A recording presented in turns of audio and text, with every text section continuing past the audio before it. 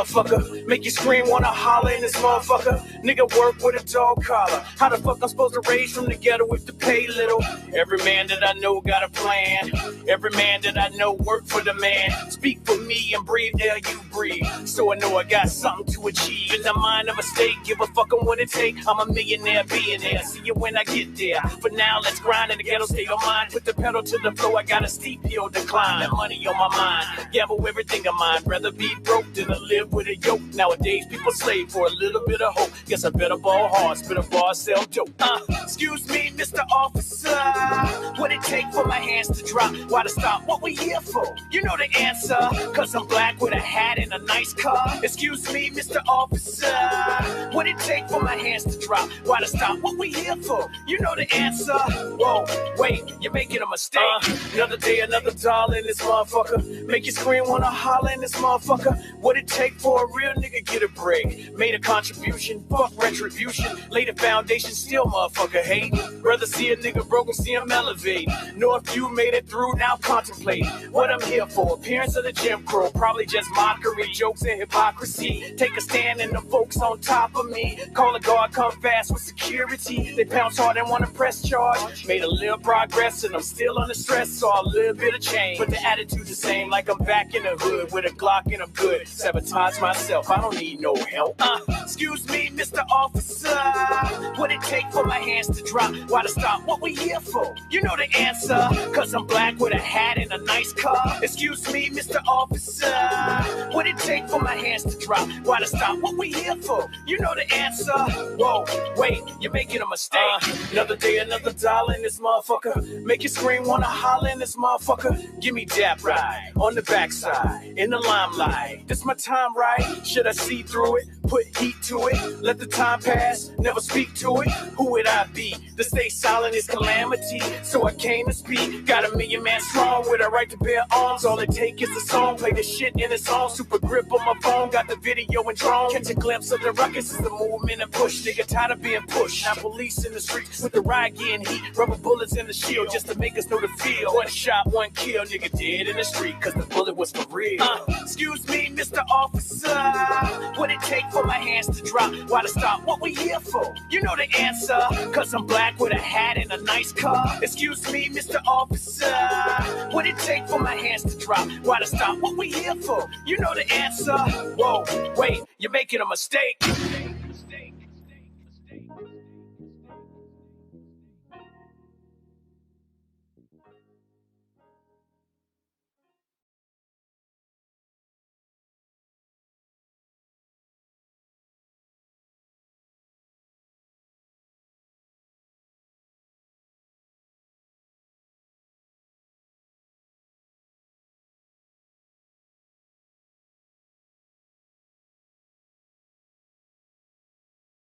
So, Zay, boy, you went too crazy. Hey, okay now. My favorite color green, shoulda went that bastard. After get drunk, gotta go to marriage. Started getting money, now them bitches staring. All them different colors, they wonder what I'm wearing. Now a nigga styling, somewhere on the island. Cousin backing out 10K, why you wildin'? He say he want problems, I say I want violence. He ain't no better, he ain't had no guidance. Somebody better tell little boy something. He ain't got it on him while that little boy frontin'. With them boys on your block, Andre drumming. I ain't from the 860, but I'm coming.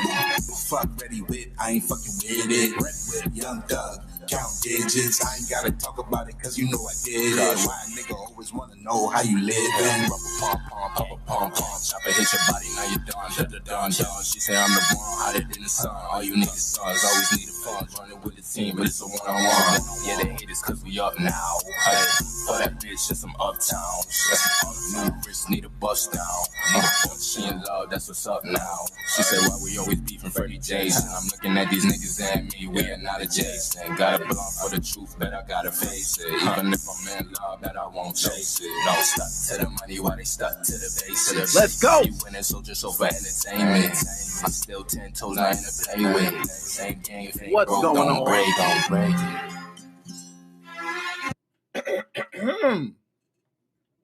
Bam! What is going on? January 2nd, first show of the year. How is everybody doing today? Let's check the chat. I see out there. Shout out you, Joe. I see you right there. Couple of shotgun shots for you. Okay. Chelsea's Way. Shotgun. Joshua Drake. We definitely gonna go there, man. We definitely gonna go there. Rest in peace. We will talk about it. John Madden. Sound working. Appreciate that, Joe. Magnus. What's up? What's up, Magnus? Let's go to Yo, Magnus. I got something special for you. Hold on. Let me see if I can get this one. I'm sorry, Magnus. I'm sorry. Hey, you only get one shot. That's the one you got, Mag. My bad. I got you next time. All right. Tits Pro, the pro of tits. What's going on with you? Nice to see you here. As you see, get well. Joshua, he says, feel like flu times 10. Damn. Now that's on point. Joshua Drake, hope you feel better, man. I know how that is. Feeling under the weather. COVID going around. You never know. Okay. We hope you feel good. Shout out Joshua Drake. Now, a couple things. Of course, you see behind me what we're going to get into. So much that I got to talk about. We're going to run through this. I want to also take calls.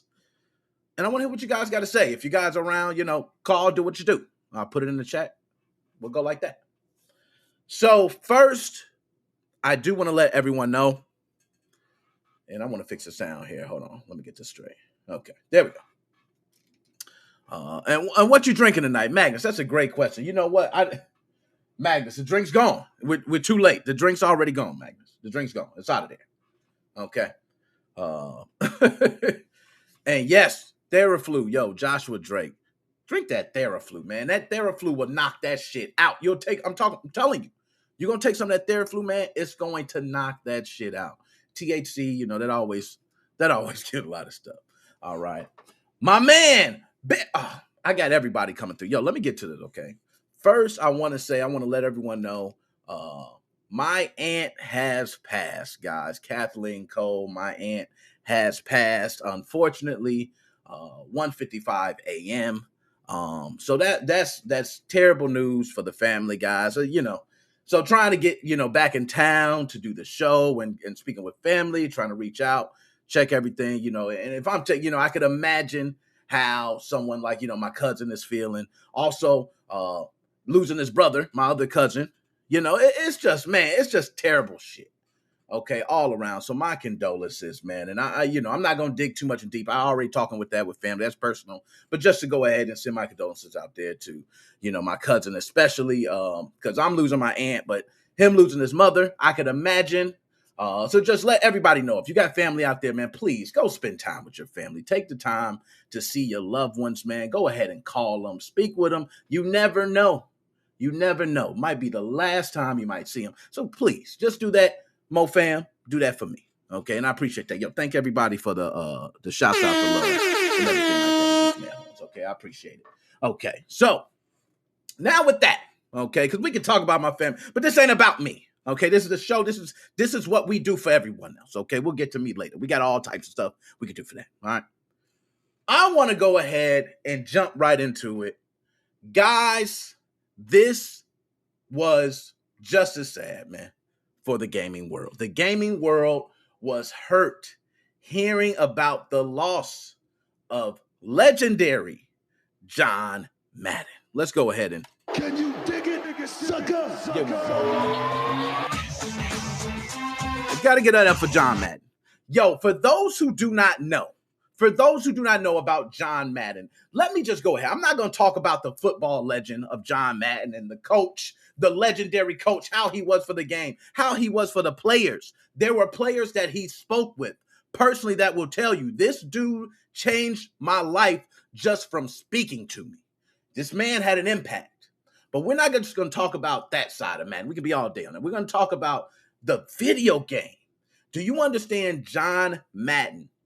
Football has been around for a very long time. For a lot of my older gamers, you probably remember since Sega Genesis, okay, where it was the big thing that really brought Sega Genesis to the next level. I believe that title, and I also believe the NHL titles, which, by the way, guys, NHL titles were popping back then. Were they not popping? I don't know what happened, but NHL titles, you were knocking the shit out of people, and fighting was great. Great times. But John Madden has seen everything, okay?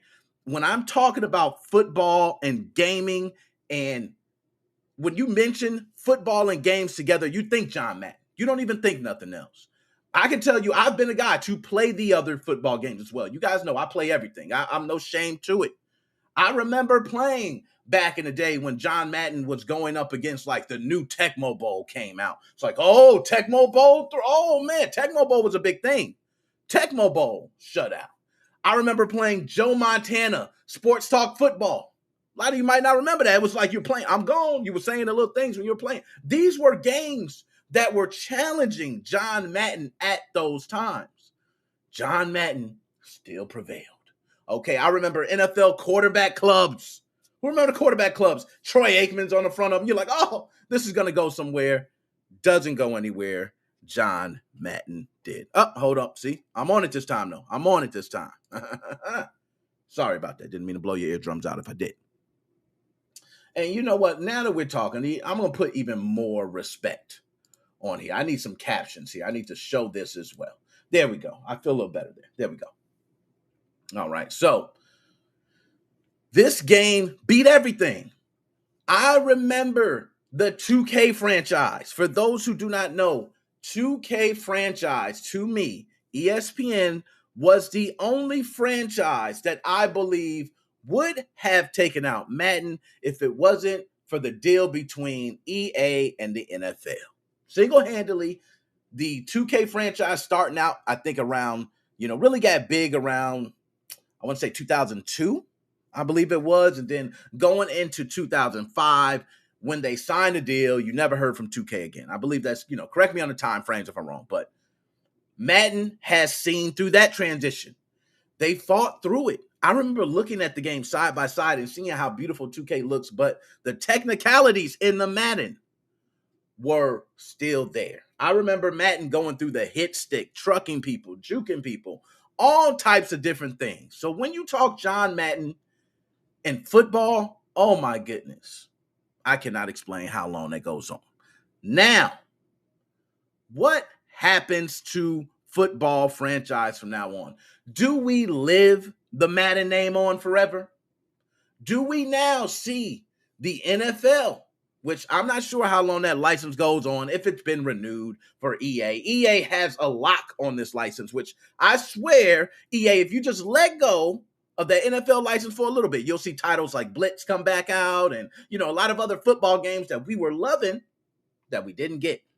A lot of people are not liking Madden, the video game right now. But I believe with John Madden passing, the next Madden game that we see is going to be epic. I do believe they're going to pull out all stops, and hopefully this will be the change for the franchise. We got a lot of people talking about how stale sports games have been for a long time. Long time. How stale. Yo, Magnus. Oh, my goodness. Magnus, hold up. Give him a couple of horns. Magnus, shout out to you. Damn it, Magnus. Come on, man. Shut up. All right. Oh, man. Hey, Magnus, I'm sorry about the sounds, man. I can't. Yeah, Yo, that's mad, man. Right? I do need some Jameson, man. It's Jameson time. It definitely is straight Jameson. Nothing else. Just straight Jameson time, man. My dog. Appreciate that, man. I got you a couple jumps. Bomb sounds, shotguns. I got a couple sounds. Couple of them I'm working on, man. I'm trying to add sounds here. Okay, let's hold up. Don't lose your way. Okay, all right. I'm working. I told you. Magnus, thank you. No ice. I got you on that. John Madden, I'm telling you guys, it's serious with me about this Madden franchise and John Madden passing away. I cannot explain to you guys. We had Betty White. I mean, come on, man. Like, all just back to back, man. It's just like crazy how everything's going. Like, what's going on? What I want to know is the Madden franchise. Where does it go from here? Do we carry on the name? Do we just have Madden live on forever? Like, a lot of these trophies that we have, a lot of these different icons, these statues, they still hold today. I believe we should live on John Madden. John Madden was one of those dudes, if you ever seen a documentary where people literally said speaking to him changed their lives. This man was different. He wasn't like other people. He had a grab on you. When he said you were something, you felt it. Like, and I can't explain that. It's hard to explain. But he told people, you're on my all Madden team, and they felt validated. John Madden, God bless your soul. And rest in heaven. You lived a long, beautiful life. You got to kind of see your fruits flourish. Your flowers were smelled. A lot of people don't get that. So I think that's a blessing that you were able to see that. You were able to see players grow from boys into grown-ass men. And you were able to watch it. The gaming franchise, I know, is something we'll probably be talking about from now until who knows when. Because Madden is one thing. But when we're talking about money and licenses, it's another. So I don't know. That's where I'm up in there. I'm going to leave it at that. I hope the Madden franchise does succeed. I hope they actually take this, this passing of John Madden and really take a lot of time into the next Madden that comes out. And there needs to be something that really shows the dedication to longtime fans of Madden. Forget people who just play every now and then. We're talking about longtime fans of Madden who have been playing Madden year after year competitively. Okay? It's a different story. Shout out John Madden. Okay, and I just want to make sure I don't miss nothing in the chat. Yo, and Magnus, appreciate that, man. I'm definitely gonna get that Jameson. And when I come with the Jameson next time, I don't want to see that when I start passing out on this month. Okay, all right. And I agree, Joshua Drake. The torch is probably gonna be passed on, as it always is. Okay, so we're gonna go ahead and move on, man. I'm not gonna hold up too much. Okay, let's see if we can get this. Bam. Oh, my goodness. This is the one. Oh, my. Hold up.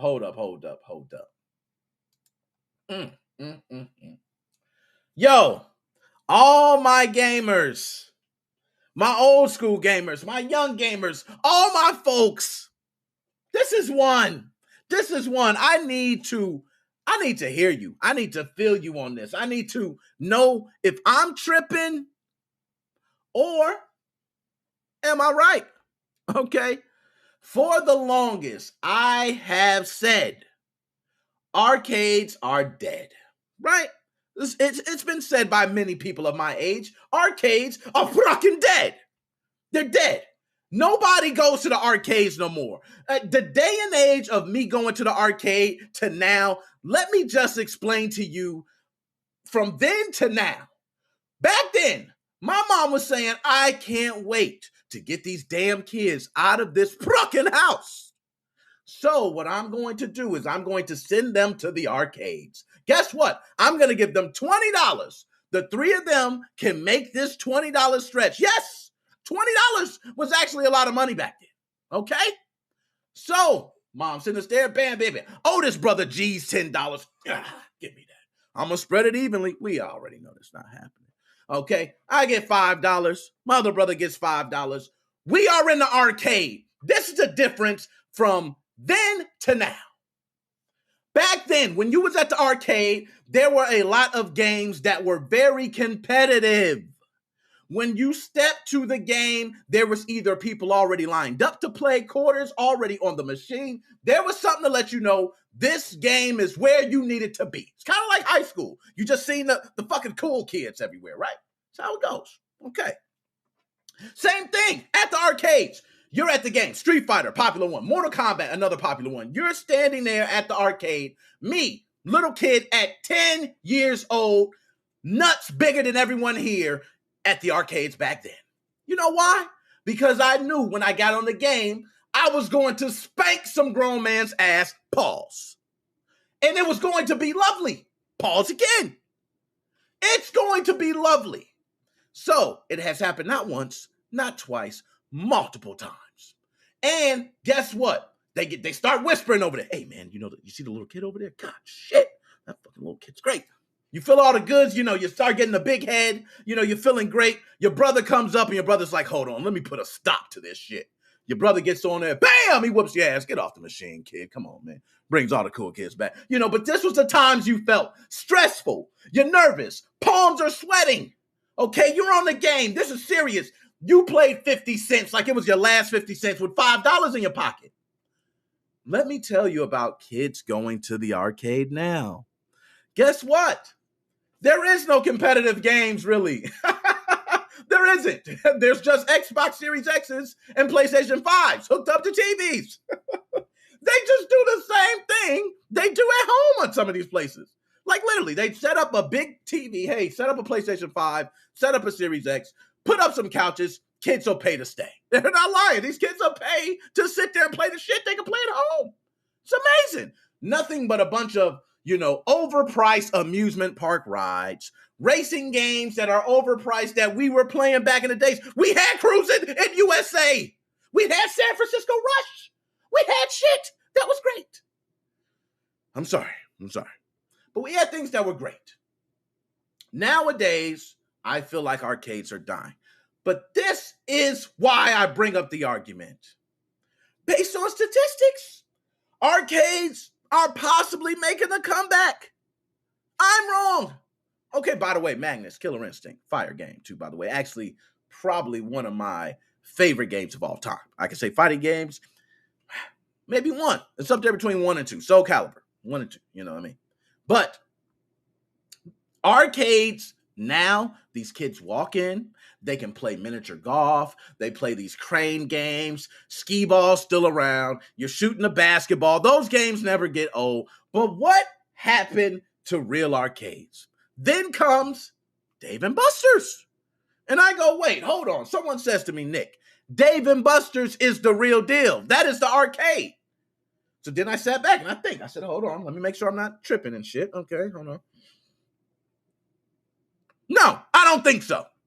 But I may be wrong. When you go to Dave & Buster's, there's a couple things that the United States of America have figured out with arcades while arcades are dying. They did figure out that barcades are more popular, which means bars and arcades, giving people something to drink while playing games. Who would have figured, right? So Dave & Buster's becomes very popular with this method. Dave & Buster's believes, hey, we got a package. Not only are we going to fill your damn tummy, not only are we going to give you alcoholic beverages, you see all the shiny games over there, you're going to go over there and play that right afterwards, and we're going to give you cards now. You go, damn, this is a wonderful experience. I've been to Dave & Buster's, I can tell you. Nice experience. Nice games. It is nice playing these big, wonderful games with other people. And, it still doesn't hold an ounce to the arcades back in the day. There's a lot of things. People want to say, hey, it's because, gaming has become so easy at home and arcade systems are not as powerful. Well, guess what? In Japan, they still have new releases in arcades. In Japan, arcades, I will say, are becoming less profitable year after year, but they're way more profitable than here in the States. You look at some of the arcades there are people who are number one in games and they're treated like celebrities. You walk up, imagine walking up to your arcade, they're like, hey, what's going on, man? Hey, nice winning the championship last year. Oh. Yeah, you don't get that. You don't get that. It's a shame. I'm going to read this, okay? And I got a couple different, I know I'm getting to the comments and all that, but don't forget the high scoreboards. Joe, talk to him, Joe. Hold up, Joe. I gave you a couple shotgun shots in the air horn, Joe. High scores? Do kids even know what a high score is anymore? We're not talking about 21 kills and 100 people battle royale. No, we're not talking about that. We're talking about when they show the names from 30 all the way to 1, your initials was at the top smoking somebody's ass. What happened to those days? I still somewhere, okay, in Hickory Ridge Mall in Memphis, Tennessee, there is a Soul Calibur 4 machine with my 43 straight wins in versus. 43 times. It was one dude that played me like 13 times as Mr. Rookie. He was the best damn dude in the arcade, and I smoked his ass. 43. It could have been 49. I was in the 40s. I was high. I just whooped everybody's ass. I remember that. I remember that day. Vividly. My brother was like, yo, I got to go, man. I said, yo, don't leave, man. I can't help it. I can't help it. I put 50 cents and my ass was there for hours. 50 cents. Nowadays, you got to spend $2 to step on the dance floor. It's crazy. It's crazy. But nonetheless, I want to make sure I'm not tripping. I want to pull some statistics on it. I don't want to be this dude. I'm the old dude right now. I'm the old dude screaming, oh, arcades are so good. Back in the day, nigga. Trust me, for you younger gamers out there, when I say arcades were better, I am not joking. 9-year-old kids got play. They got play, man. Because they could actually, if they had skill, it was about the skill. You didn't have, of course you could play it at home, but I remember Killer Instinct. That was a good one he brought up. I remember Killer Instinct on Super Nintendo. I remember playing that. Great. I was able to do all my combos, able to practice, but it still was not like the arcades because of technology. Okay, you go to the arcade, and to me, the original Killer Instinct is still one of the most beautiful games ever. But that's just me. I'm not going to keep talking about that. Okay, but I'm going to pull up some actual statistics on this, and we're going to look at it. I'm not, I ain't going to do it like that. Okay, so let's go ahead and pull this up. Now, I just pulled up random things. I just randomly typed in Google, are arcade machines dying out? I think it really depends on which country you're talking about. In the UK, almost certainly. I don't know about that. Shout out my UK people. They are basically almost dead. Most of the time, you find arcade machines in other places like bowling alleys and laser tag places. The only exception that I know of is Arcade Club in Bury, okay? Then they say, or Las Vegas in Soho. They're talking about other arcades. Johnny. No, they are actually making a comeback. 3 new arcades just opened up in my zip code, including another one added in the new bowling alley at our local mall. Also, a new concept bar recently opened near me that added 30 arcade machine or arcade pinball machines. I'm telling you, drunk people spend the most money. I love drunk people. The pinball company just started offering investment opportunities today for public partial ownership. Okay? I don't know if they are dying out, but they are definitely less popular than in the 90s, that's for sure. Okay, we got some good things. Now, let's pull up. Let's see what else we got. Okay. Arcades. Why arcades haven't died in the United States. Multiple people have stated multiple things. We're not just going to pull up. I'm just keep pulling up stuff. Why not? Gaming arcades are on the verge of dying in Japan. Okay. Now, I want to say in Japan, compared to here, they're still thriving. Okay, compared, Japan arcades, I don't know if people understand. Like Japan arcades, you will have a game that will keep the stats for life. Like you'll be, hey, this same arcade has been keeping my stats since I was 6. Like they don't play with the games over there. That's why I do respect how they move with the arcades over there, all right? So let's see. I want to keep going. How arcades have evolved. Look, super jump. So we got so many things, how arcades have evolved to survive.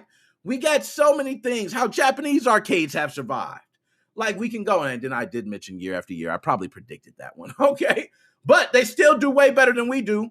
The LAN cafes of Asia. Hold up. Listen to this. One of these evolutions is the phenomenon of LAN cafes in Asia. Think of them as a fusion of internet cafes and arcades. Much like the classic arcades, these two were darkly lit spaces featuring rows of mid-range gaming PCs, which had several games installed on them. Like internet cafes, you can walk in, grab a PC, pay an hourly fee to play as many games as you like. Yo, we need them. Why don't we see more of these? For many in developing nations, these LAN cafes offer an accessible pathway to gaming. Often for less than $1 an hour, you could play several games at a LAN cafe. To quote Neville, in a sense, they were a physical representation of Netflix for gaming. Hence, I and my school friends found ourselves spending weekend afternoons at these cafes fueled by chocolate milk packets and chips. They would play Call of Duty 4, Counter-Strike 1.6, and Dota LAN matches. Oh, my God. Shout out. And Joshua Drake, that's what I like to hear. They got them in Dallas where the LAN cafes need to be popping. Wonder we ain't got arcades. If everything's sitting in a PC or a PlayStation 5 or an Xbox Series X, get them, bundle them up, put them together with TVs, and put them on a bus. Shit, you can pull up to the local neighborhood. Okay, don't get jacked, but you can pull up to the local neighborhood, and man, kids will pay for time to sit up in there and play games that they don't have access to, especially with PlayStation 5s being so scarce. Xbox Series X's, some people can't get their hands on them. This is a perfect outlet. Perfect. Oh my gosh, I can't say it anymore, man. This is, I'm sorry. This is crazy. I just can't believe these opportunities even get passed up. Like, how? How do they get passed up? We have, I'm going to tell you, in Illinois, Chicago is known for having many arcades. I actually have a video on my YouTube of one of the infamous arcades. Okay, I forgot. It's Galloping Ghost. Okay, look it up. Galloping Ghost. I think it's down by Chicago. One of the oldest arcades that has like almost every game. I was able to go back there and relive my memories. They have old and new games. And guess what? You can also set records there. You can have your camera to record your record. They keep track of all that shit. I love that. Why don't we have more of that? Why isn't that all over? Why isn't augmented reality taking over? Why aren't VR headsets everywhere? Hell, we got the Oculus going crazy. Why don't we have someone opening up? Hey, and I understand the COVID thing and all that, but hey, you got wipes. Wipe it down, spray it, you know how we go. Clean it and keep it moving. Keep it moving. I'm just saying. So that's just me. Everybody, I would like to know what's happening. Okay. And Magnus, Game on Wheels. Yo, you talking to him. Games on Wheels. That's it. That's all you got to do, man. Put a bunch of PlayStation 5s, bunch of Xbox Series X's in a van, ride around, charge people per hour to play. I promise you they will pay. And not only will they pay, you will have some people who will be addicted, who want to be in there all the time. Like, this is, you know what? I should just go ahead and just, hey, what the hell? Why am I telling everybody, right? I should just take the idea. Shit. I don't know what I'm doing. Telling everybody, but no, I'm just. But I just want to say to everyone, is arcades making a comeback? Do we have Dave & Buster's? Their stock going up. Is Dave & Buster's showing that we can have popular arcades? They're just different. We don't have the same, you know, where fighting games were taken over back in the 90s and these popular competitive games like that. Now it's more about family-friendly games, games of 12 people playing basketball together or racing together or playing a game of Pac-Man together. These simple things we now have like just spent so much money on. And it's crazy how we just go from old to new back to old shit. It's very funny, but nonetheless, enough of that. Not going to, continue on. We got a show. We got a hell of a show. Okay. So, whoo, man. Speaking of, y'all, excuse me for that. It's getting real crazy. I'm not a dude that believes in pirating manga. See, I switched it up there. No, but I just don't, something. You know what? I'm gonna be honest. I probably lied. I probably just lied. Who knows? You'll probably catch me pirating some manga somewhere down the line. I don't know. I did crazy shit. Who knows? But one thing I will say is that pirating manga is not a big thing on the list of objectives for me. You know what I mean? Like, I don't go around going, hey, I can't wait to see the next, Shonen Jump or whatever it's called. I don't even know. I don't plan on watching that, so I'm not jumping on it.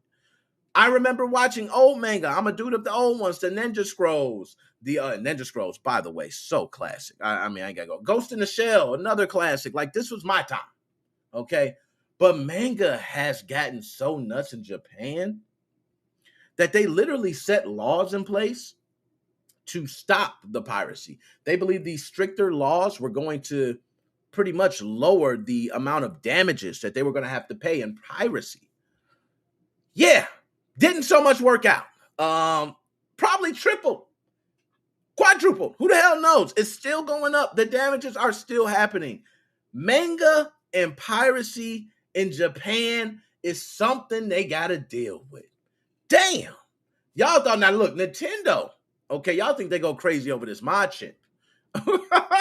Y'all haven't seen how they go crazy over pirating manga. Like, yo, try grabbing a new episode of some manga and putting that shit up on your website. Just try it. I just want you to. Please. You think Nintendo ninjas is bad. You're going to have ninjas fucking kicking down your door, kicking your ass. Like, no joke. They don't play when it comes to manga. Okay? If you're pirating something, believe me, they letting you pirate that piece of shit because their sacred gold, if you're putting it up somewhere else, they're coming to take down that ass. It's just the way it goes. So, $6.7 billion in damages. Just think about that, guys. Now, one thing I want to say that's very stupid when they make these lists for damages, and I always say it's very stupid. I'm going to tell you why. It's very stupid because they always take into account that everybody that pirated the manga or the video games or whatever it may be, they take it that they were actually going to buy the shit. Trust me, most people that are probably pirating did not have the intention in the first place to buy. They were going to pirate from the beginning.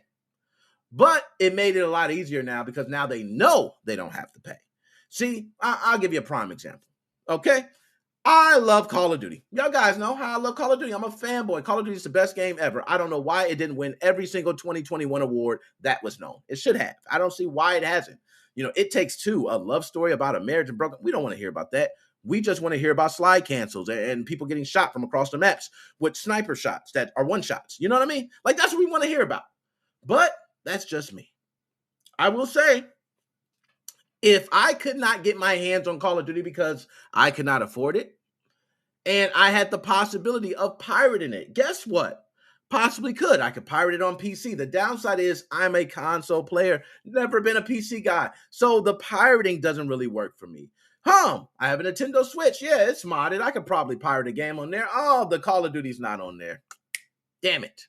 You know, so I don't really have the options that these guys will go through for manga in Japan. Okay, but we're going to go ahead. I don't want to sit here and just run my mouth about it. I want to go ahead and pull up the specifics of how much they lost compared to what they lost previously. Because people may think, hey, they just lost, a couple extra dollars. You know what I mean? It's nothing bad. No, they didn't lose a fucking couple extra dollars. Didn't go like that. Okay, let's bring this over. I don't want to bring up my whole screen because then you guys be looking at me again twice and doubled and shit. We don't want all that. Okay, here we go.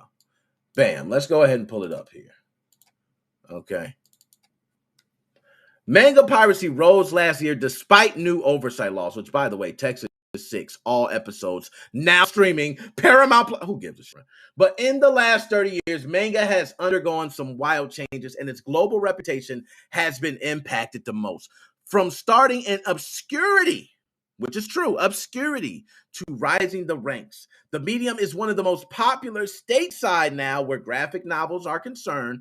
The only issue is that the industry's increased popularity has pushed more pirates in the way. And now a new report has confirmed manga piracy is up year over year in light of the pandemic. So guess what? You know, these pirates are probably making some money too if they're putting it up on websites and then you got to click through a million ads. Yo, how much do they make from one person trying to watch a video through all those ads? Like, please, somebody tell me. Because I wonder, like, one dude trying to watch a pirated 30-minute show will add up to be like $6.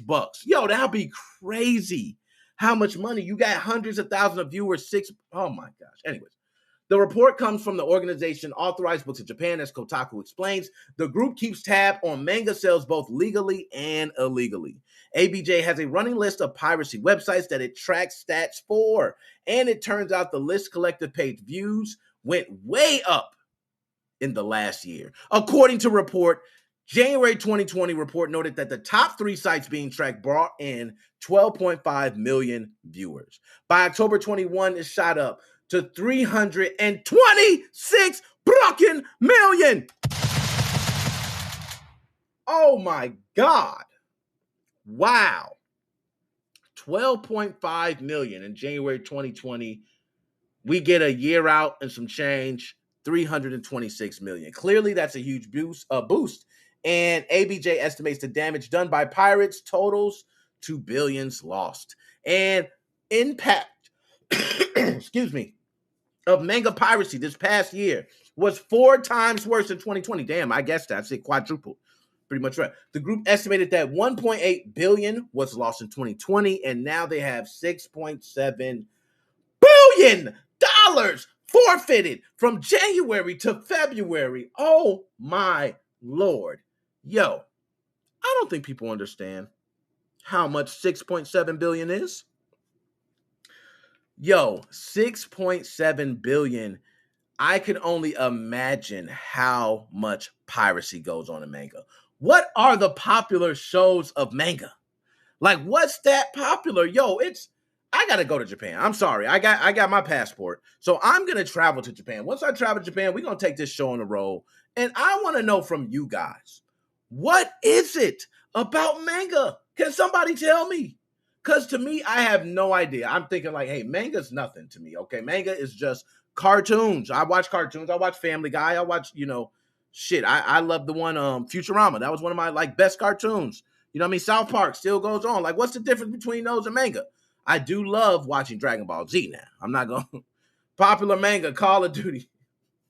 Yo, hey, I'm going to tell you, man, if they feel the same way about manga that I do with Call of Duty, much respect. I understand. I understand why the piracy levels are so high.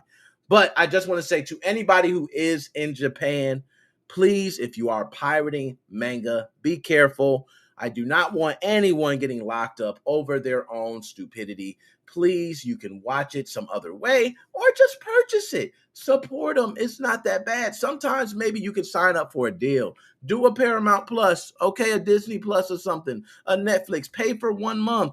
Binge watch. I've seen people do it, okay? Hey, man, I only got 1 month. I paid $15.99, okay, plus tax. It's damn near $20. I got to binge watch all the seasons of all my shows. Do it. Do it. It's worth it. Trust me. $20, you can binge watch all your shows, everything. Hey, cancel it. Hey, we don't need Netflix. We don't need you, Hulu or whoever you are. I've watched everything. Kiss my ass, Mr. Postman. Very simple. Okay, very simple. Now, Joe, they're about $15 each manga. Oh, shit, Joe. Oh, my God. Woo, Joe. Oh, my Lord. Joe, did you say, hold on. $15? Ooh, Lord Jesus.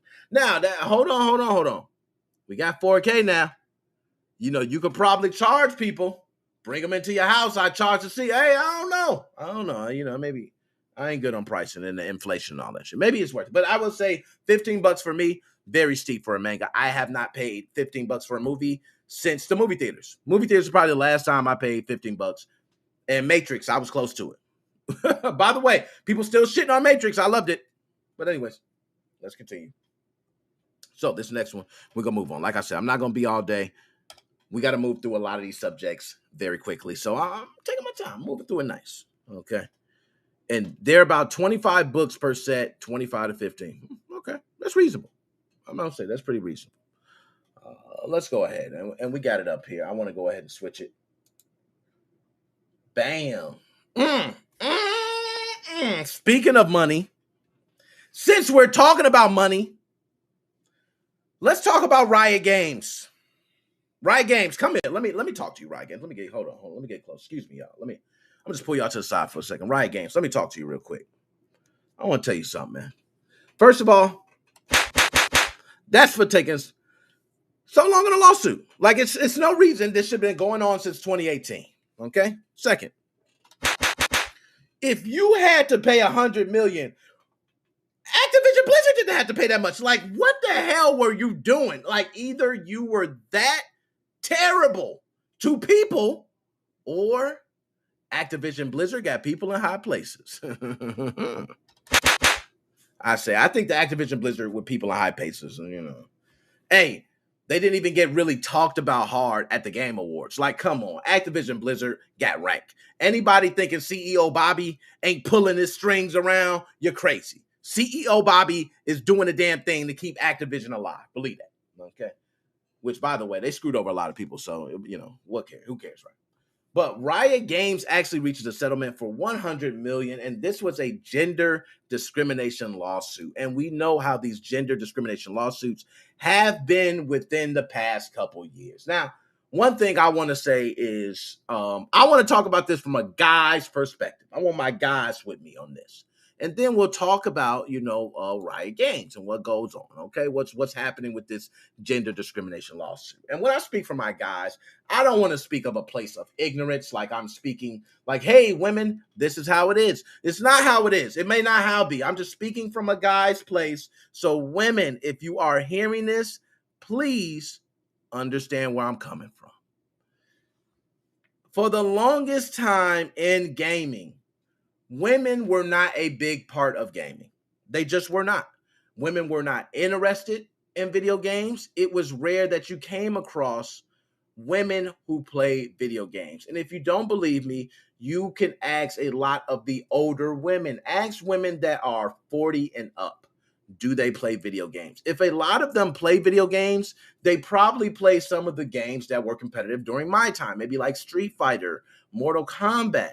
These were games that they probably played, but they're not really a gamer. Nowadays, you find women being a strong part of gaming. You find women knowing more about games than guys, okay? So when you find this happening and you see this, you go, okay, excuse me, gaming is changing. So then things start changing for women. When you have a guy-dominated thing, it's typically you're going to get a lot of the guy locker room shit. Happens anywhere. I remember WNBA, I'm sure there were guys in the NBA locker room talking about, yo, you could take our D-League guys and they would smoke the starters of the WNBA. They're probably still saying that. It's not really just to say that women suck. It's just to say that guys feel that dominant in their craft, as I think men are designed to feel. Women nowadays, though, are not taking that shit. Bow, bow, bow. They are not playing.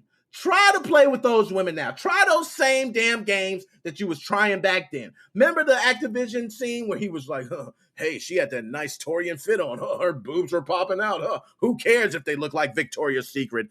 We don't care, chick. Sit down while we laugh at you. That shit don't cut it now. They brought up that video and played it now to condemn you. So it just shows how times can change in 10 years. Now we have this gender discrimination lawsuit where these women have now been paid $100 million for the settlement.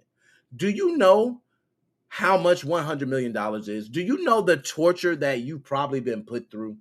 Imagine working and being fondled, touched. It's serious business. Imagine feeling like I can't dress how I want to dress because someone might say something. Serious business.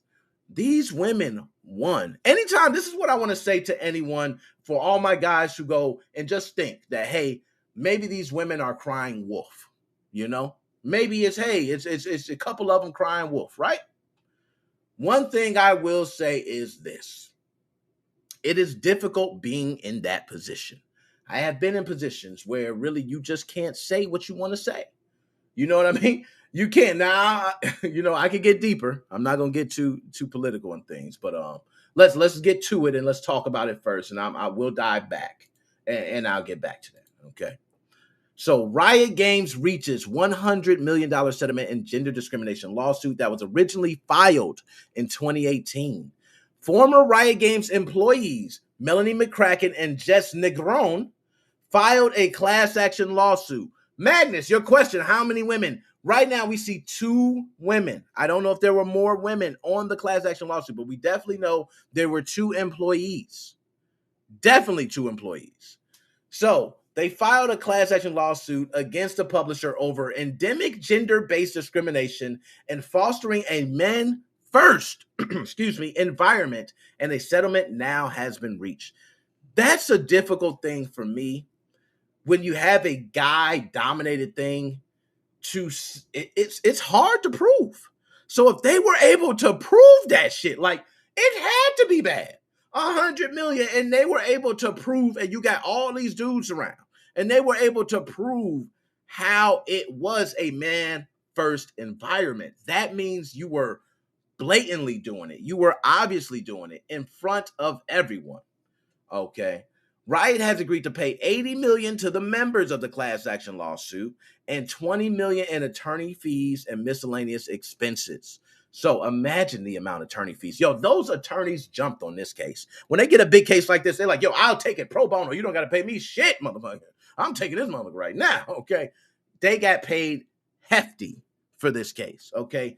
$20 million in attorney fees and miscellaneous expenses for a total of $100 million. The global settlement spans from 2014 to the present. So these actions were going on since 2014. I don't know if you could put a price on that, all right? To present and includes all current and former full-time employees, as well as temporary contracts in California who identify as women. The settlement is currently awaiting court approval. Damn. Ooh, hold up. This global settlement, okay, includes all current and former full-time employees, as well as temporary contract employees in California who identify as women. Woo, Riot Games. I understand why you paid $100 million. Just get that over. That was going to be crazy. How in the hell did Activision Blizzard get away with this? Yo, they're walking out of Activision Blizzard. They're like walking out. They gotta have people in high places, man. But moreover, Riot has also agreed to having a third party approved by both the company and the California Department of Fair Employment and Housing, which I think is great, to monitor pay, equity, and internal reporting for 3 years. I think that's great because it's stating that, you know, we know we're going to do a good job, but just so you guys know, we have a third party also approved. This third party, you can probably get more information from as an employee. Riot Games, I don't know if y'all are union yet, but that seems to be the thing. Form a union, form that shit now. Just go ahead and do it. All you guys stand together and say, hey, we're going to form a union. It's not really to just shit on the company or anything like that. You guys want to be protected. I want to be protected because we're a team. You know what I mean? Like, everybody, how do you think the NBA players feel when they have these guaranteed contracts? They're happy as shit, man. You got a guaranteed contract. I tore my Achilles. I get paid. But no, it don't work like that in football. There's not that guaranteed contract. Tear your Achilles. Sorry, buddy, you were getting paid per game. Oh, I'm sorry, that big contract you were going to get next year. Yeah, you tore your Achilles. I don't think you're worth it. So I do think forming a union would probably be best for them. I do think it'll be best. Form a union as quickly as possible to make sure things like this don't happen again. Therefore, if you have women being discriminated against, whether you're trans, gay, bi, doesn't matter, whatever you are, if you feel discriminated against, all right, you're just a black person saying, hey, I'm tired of this shit. You can now have a union to address that concern with, and they could fight on your behalf. Union fees are paid through a paycheck, so you guys could all divvy up how much you're going to pay in union fees. Therefore, when that court comes, you guys are going to be thinking that you made this decision. So trust me, definitely move forward with the fees. But I want to go ahead and read specifically what one of the women had said. I'm honored to represent the resilient women of Riot Games and to help achieve this settlement on their behalf. We hope every woman take note and demand fair pay and treatment to which they are entitled under the law. Okay? In an official statement, Riot Games acknowledged that while it comes far from 2018, it takes the responsibility for its past actions. There we go, right? Can you dig it, sucker? About time. Yeah, it's about time. That's all we were waiting on Activision Blizzard to do. Just say, yo, how long are we waiting on CEO Bobby? I wish we can change the ways, and this is not truly what this culture is about, and I'm good. We don't want to hear that shit. We want to hear what Riot Games just said. We acknowledge and take responsibility for our past actions. We look forward to change and to get better. I'd rather be with someone who's going to say, I fucked up and I want to fix it, than someone who acts like, hey, I don't even know what I did wrong. It's crazy, man. That's super crazy to me that this would even happen. Now, let me make sure I'm not, missing nothing in the chat here. I'll be getting to the chat. Okay, them ladies using them smartphones. People don't realize that every phone can take a video. Yo, talk to them, Joe. Every phone. Okay, every phone. Okay, that's what I'm talking now. More companies need to take note. Yo, preach. Now, I'm going to go ahead and pull that up, Joe. That's what we need to pull up. That needs to be the message of the day. More companies need to take notes. Either you're going to end up like Riot Games, Activision Blizzard, Ubisoft, So other couple companies that have been facing some allegations. The allegations are coming out because now these developers feel comfortable coming out and talking about what's really going on. They feel protected. They feel secure. They feel like they have the backing and the protection now. They didn't feel that back in the days. Guess what happened back in the days? Oh, so-and-so said what? Oh, no problem. No, it's fine. Just tell them to come in my office. They come in the office and the blinds go down. See, y'all might not know what to mean. Y'all young bucks might not know what to mean because of COVID there. Y'all ain't going. When the blinds go down and nobody can see in that room, you're either getting disciplined or fired. We don't have to close the blinds maybe if we promote you. We don't want everybody to know you're getting that money. But that's most of the time, hey, we leave it open. You're getting a promotion. Why am I going to stop people from seeing this?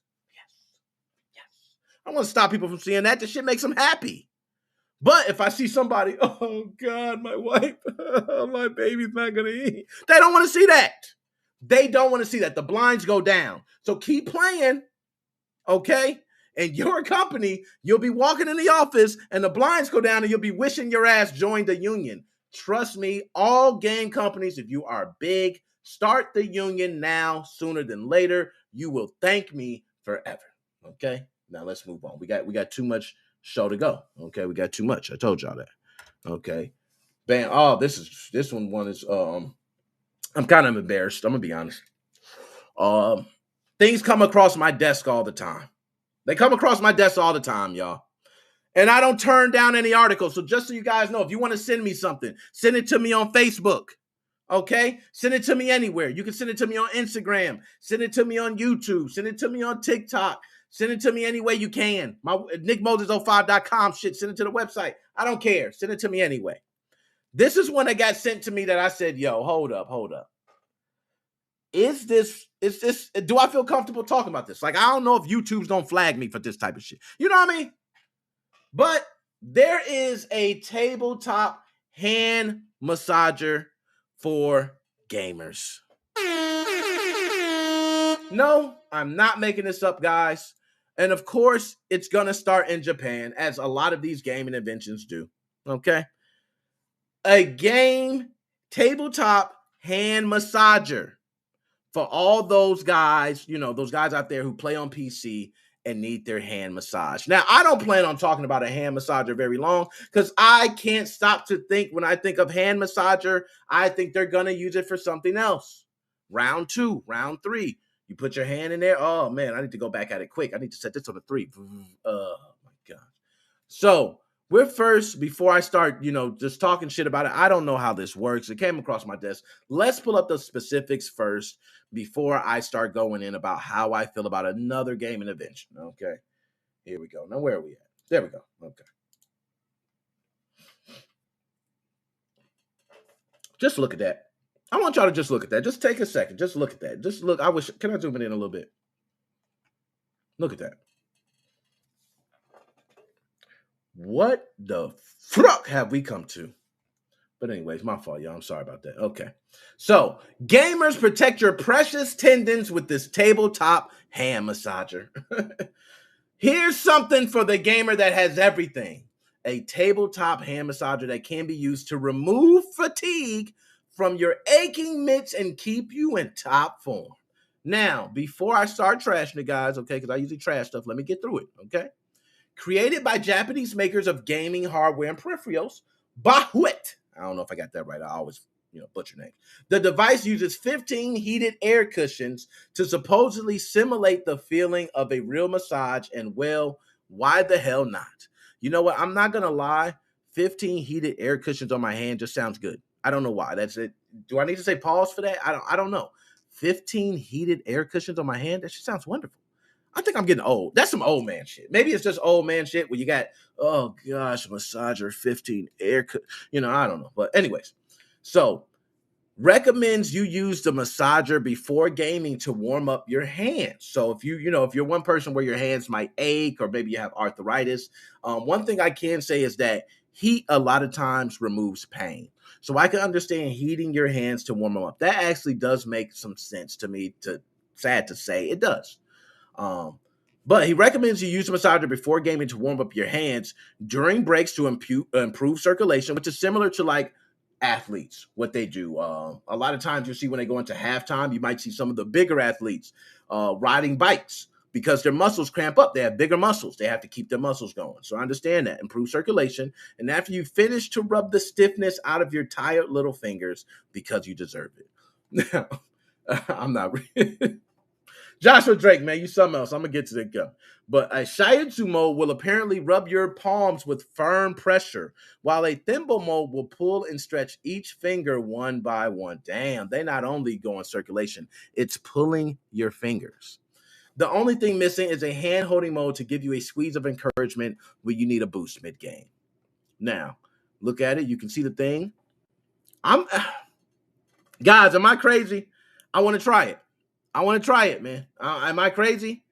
Look at my man. He's looking good. Oh, my goodness. This guy is a model. Look at him. And not only that, he made sure to have the monster can facing the right way. This guy's great. You know what? I got to give it to him. Can you dig it, nigga, sucker? I got to give it to him. He was nice. He did that well played.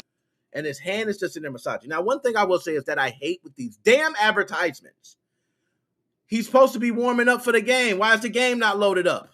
Okay, he's got a background in monsters. What is he? Is he winding down for the jerk off now? Like, I don't know. And by the way, do gamers that play like PC games all the time have trouble with that? You know, but as you can see, the wrap, you see how to massage. I'm not gonna lie. For those who have not had their hand massaged, okay, I've had my hand massaged. It feels great, and yes, it was my wife. Okay, so don't get any ideas, but it feels great to have your hand massaged. To think of a hand massager that actually has 15 different heated air cushions. We might be talking. Look at the heat there.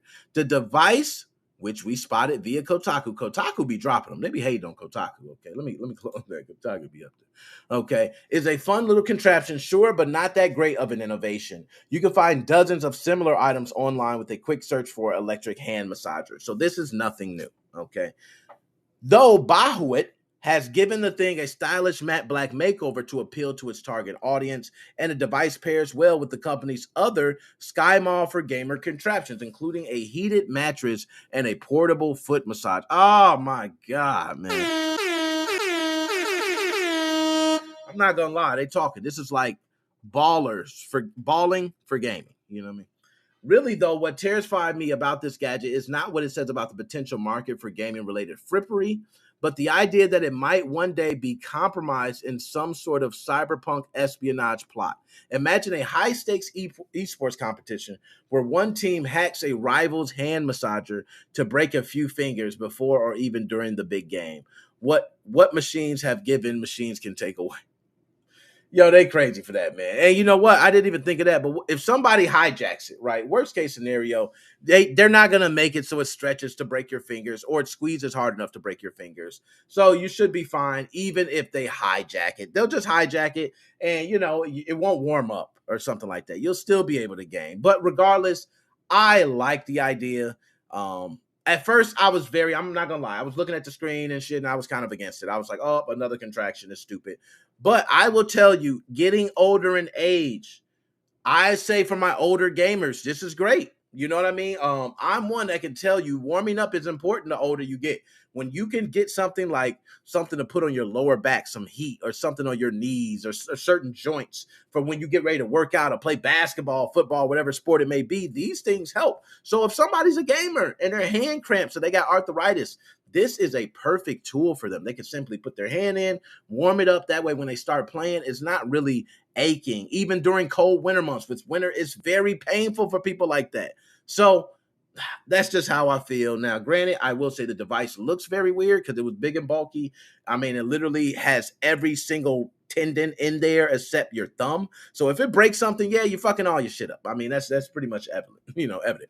But that's what I think right there. I do think that this is possibly a good item. So for me, I'm going to go ahead and give it a good item. Now, I'm going to press one of these buttons. Hopefully, I press the right one. Okay, let's see. Okay, so obviously, it must not be a good item. I'm just messing up with the buttons. But let's go ahead and move on. We'll move on. Okay, and I do want to say older and virgin game. Yo, let me go to chat, man, because I just want y'all to see what I be going through. Okay, trying to read and go through it. All right. A finger puller I'm not gonna lie. That's why I thought a finger puller. Like, damn, it is a finger. It literally is a finger puller. I need a good PC first. Dang it, it didn't put his hand in bandages. Yo, it looked like his hand was jacked up on it. It's clam shaped. And I'm not gonna lie, dead specimen freaks me out too, man. It freaks me out. I'm not gonna lie, it does kind of worry when you're putting tendons and you see, like, I look at the back of my hand, I see different veins and other things. Imagine that thing smashing down on my veins. I would, oh my goodness. Anyways, yeah, let's go ahead and move on because I'm about to start talking shit about them and I might get like a sponsorship or something down the line. So let's not do that. Okay. All right. So this is my type of stuff right here. My type of stuff. This guy single-handedly won, not one, not two, but 100 Halo Infinite free-for-all matches consecutive. We're going to watch a clip of this guy play. We have to, as 100 games straight. It's only right we see it, okay? But I just want everyone to take a second and think. What was the most games that you won consecutive in any game? In any game, whether it's free-for-all, team deathmatch, anything.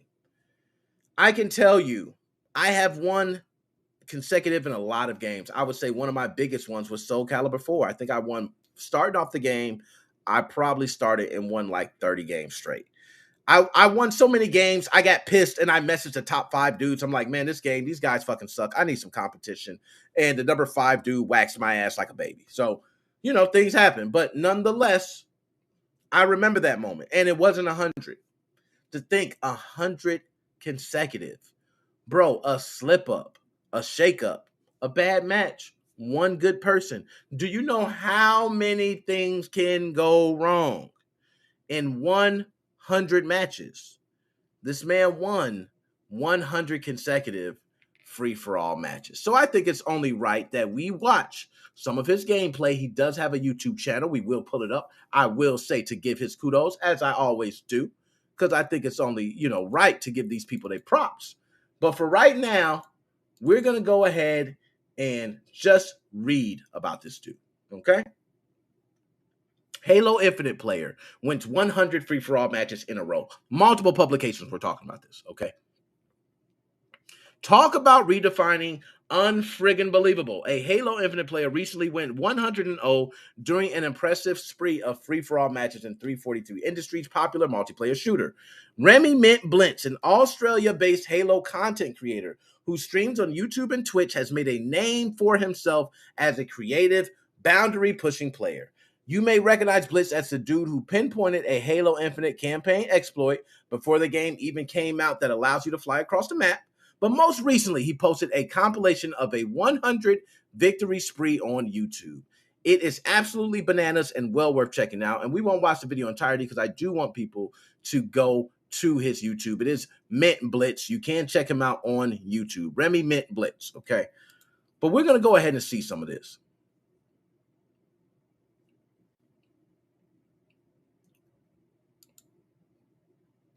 Initially started out as 50.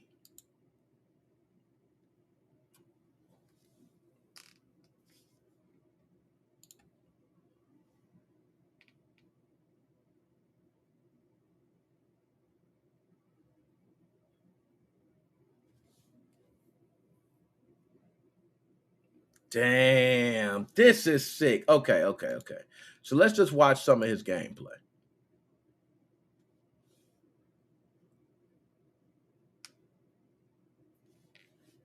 Now, I'm going to just tell y'all this. I'm going to tell y'all some pro plays right here. My man, just for y'all that don't know Halo, let me explain to y'all.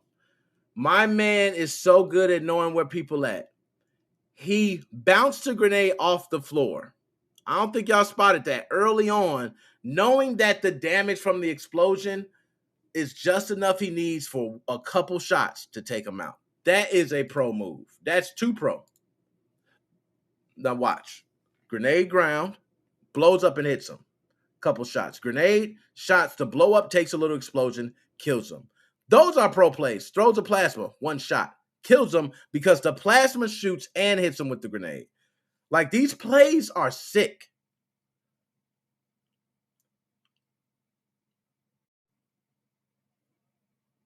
What? Yo, I don't even know if we should watch. Did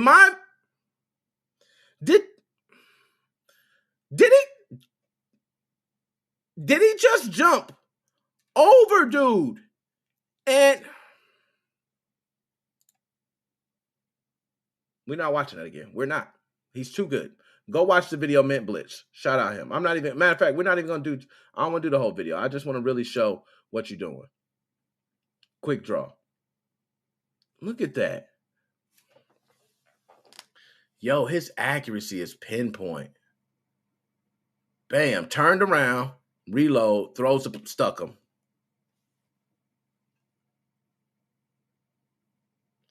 Yeah, and you know what? People don't understand about choking. Choking is a real thing, man.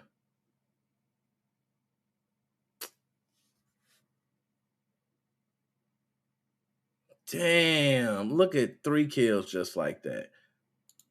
Damn. Yo, my man said he went a total of 105. So he actually went more than 100, but who cares about the 105, right? We only care about up to 100, like, unless you're hitting 200.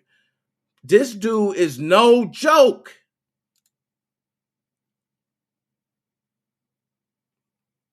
Oh my God, I'm done. So, winning 100 games straight was incredibly stressful, Blitz said in the video. I had my friends when I was reaching the 90 say, oh, don't choke on 100. There was unfortunately one hiccup. As he was up by 10 kills, his PC froze mid-match right as he was about to score the final point. But let's be fair, he gets a hall pass. Anybody where your PC freezes or something like that, you do get a pass for that. That doesn't count against you. I would say it doesn't.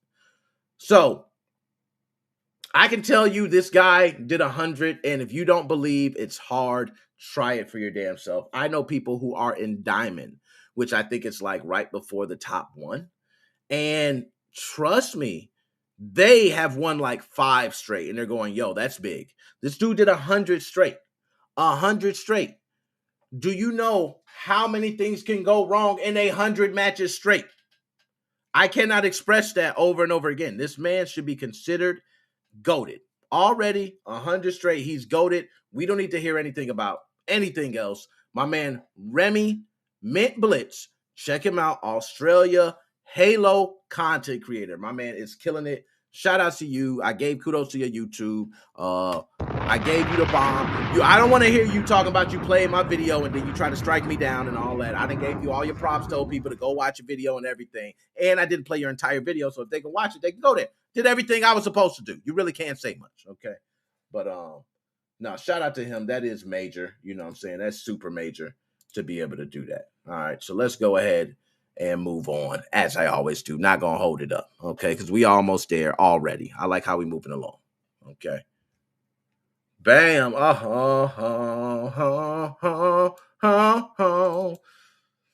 This one right here is pretty funny. Excuse me. And the reason I want to say this one's pretty funny, this was sent across my desk from one person, I should say, specifically that you guys know quite often, comes here quite often. My man, Shane Cockburn, sent me this. And you know what? I then looked it up. I then found some other articles as well about it. So I knew it was legit. It was straight. So, Shane, thank you for sending this to me, my man, Mr. Cockburn, as always. But Nintendo wins an order to block access to Switch ROM sites in the UK. Damn, say it ain't so. Now, first of all, I just want to give a couple things before I dive into all the messiness. First, you stopping them from accessing ROM sites, it's not going to change much. To be honest, they'll go to a VPN. They'll access it. They'll still download it. Okay, and I understand that's an extra step. They can't just access the ROM site. But guess what? There is shops. I'm sure they can access some shop and still get the games. Like there's so many ways they can get the games. And with Google Drive being one of the popular ways the games are being given out, I don't see it stopping them. As long as they get the link to the Google Drive, that's all they need. So, now with that being said, Nintendo is really, really pissed about the Nintendo Switch being hacked. They pissed, y'all. Like, I knew they were pissed. I knew they were pissed when they were flagging my channel. I knew they were pissed when people had their channels taken. I knew they were pissed when they put me on punishment for the SX Core video. I knew they were pissed when Mario was knocking at my door. I knew they were pissed at a lot of different times. But they have now went after Team Executor, right? Make the mod chip and everything like that. They went after the modders, the people who were installing the chips. They went after the people who are selling the chips. They went after the ROM sites who were selling all their older games. Okay, they went after makers of a Joy-Con, okay, who were doing it for a fundraiser for a good cause. They went after them. Like, shall I go on about the different things that, and that's off the top of my head, that Nintendo has went after just in 2021, okay, over this, just in 2021. Well, guess what? Nintendo just won an order to stop the ROM sites in UK. And Nintendo's happy. I'm sure Nintendo's like, yes, oh my goodness, we get to stop Shane Cockburn from accessing these piracy websites. I'm sure it was all about Shane Cockburn. But anyway, let's go ahead and pull up. Let's get straight to the article. So, no, I don't want to. Nintendo wins order to block access to Switch ROM sites in the UK. Nintendo is cracking down on Nintendo Switch piracy, this time going after specific ROM sites providing links to Switch game downloads. This time around, Nintendo obtained a high court injunction here in the UK, forcing ISPs to actively block access to certain ROM sites. So if the ISPs, your popular ISPs, like here, popular one is going to be Comcast. So they set Comcast to block certain things, and guess what? Everybody's blocked. All right. Previously, the UK High Court has provided injunctions for copyright holders against pirate sites like the Pirate Bay and other torrent sites, which are blocked automatically by major UK ISPs, Sky, Virgin Media, BT, TalkTalk, and others. The latest injunction, though, was granted on behalf of Nintendo and will see the NSW2U and NSW ROM branded websites blocked for at least 2 years in the UK. Don't lose your way. Your mind. Don't lose your way, y'all. It'll be okay. It'll be okay. Don't lose your way. I know. Do not lose your way. It will be okay.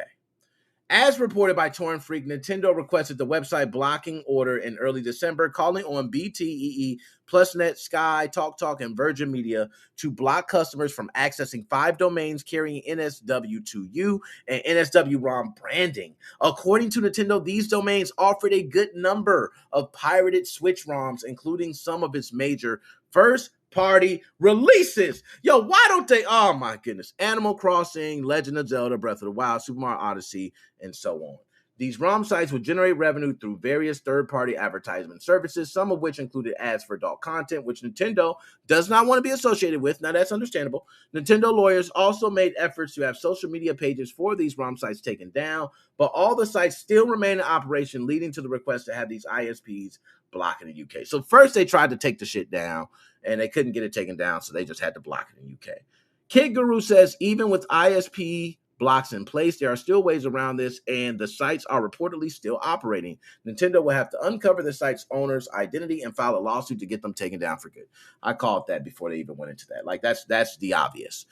For those who don't know, the Switch modding scene is actually, to some people, probably the best modding scene ever. And I can testify it is a great modding scene. Not just, we can talk about people being toxic, because some of the people are toxic, let's be honest with that. But what I mean is that the different things that you can do with your Nintendo Switch it's great. It's still great. It continues to grow. We continue to see great application developers developing these applications. But Nintendo don't like this. They want to stop you downloading these games any way possible. And if they can't take down the website, the next best thing, I think, and I have to agree with them, is to go ahead and take down the ISPs. Say, hey, we want you to block these. If you don't block them, we'll say that you're contributing to this. The ISPs are then forced, or they can face a possible lawsuit. ISPs are not going to take a chance of facing a lawsuit over your dumbass stuff. Okay, and by the way, remember I mentioned those advertisements. Like, how much do they get paid for ads for one of these games? Like, please let me know. You're clicking through 20 ads and then you download a game. Like, each time you download a game, they're making $3.20 for each time. Like, how does that work? I need to know that.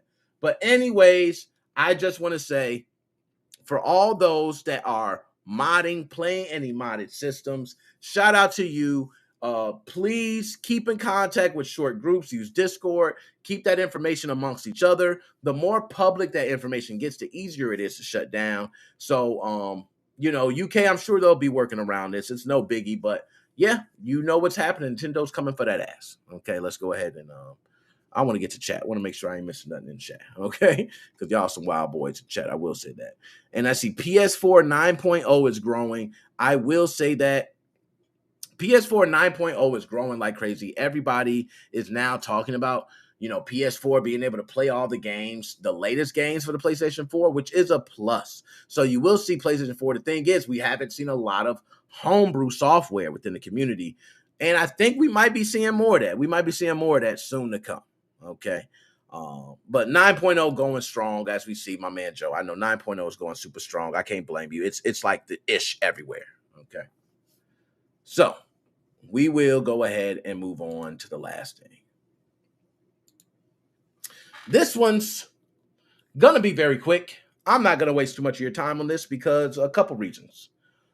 One, I never really gave a shit about Logan Paul. I'm gonna be honest. I will say, now that Logan Paul and Jake Paul have been boxing, I now have interest in what goes on with them. I really could care less before. I actually watch boxing, love the sport of boxing. I love the sport of UFC. I believe mixed martial arts is beautiful. And, I give him his props. He's in there boxing. He's knocking out these old retired UFC fighters. He wants to fight prize fighters and make more money. Like, more kudos to Logan Paul. But this right here pissed a lot of people off, man. Like, I ain't think Logan Paul can piss people off like this. Now, me, myself, I always think, anybody can do anything they want with their money. Like, if somebody right now wanted to buy 20 PlayStation 5s and encase them in clay and hang it up on their wall, yes, you can be pissed. You can be like, oh man, all those PlayStation 5s going to waste. Oh man, he's got 30 80s hanging on the wall that he's just wrapped up in something. Yeah, might not be shit, to him, but it's terrible for you. He has the money to do it. He can pay for it. You can't blame him. He's probably the person paying the scalpers to get these. So don't be mad at him for getting that. Just understand that he has the money, so he can do whatever he wants with his systems. Do not look bad at that. But this was big news, dude.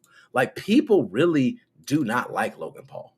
Like, I thought it was like, he has this crazy fan base and everybody loves Logan Paul. No, people really hate this dude. Like, I wouldn't be surprised if he has stalkers out his house trying to get him. You know what I mean? So, I want to go ahead and actually show you guys the table. I do want to take a look into how it was made. And I hope he has the Twitter or the TikTok here. I'm sure he does. So let's go ahead and pull it up. Like I said, we're not going to be long on this one because I'm not going to take too long. But Logan Paul took 15 Game Boy Color consoles and turned them into a geeky epoxy resin table. Damn. Look at that.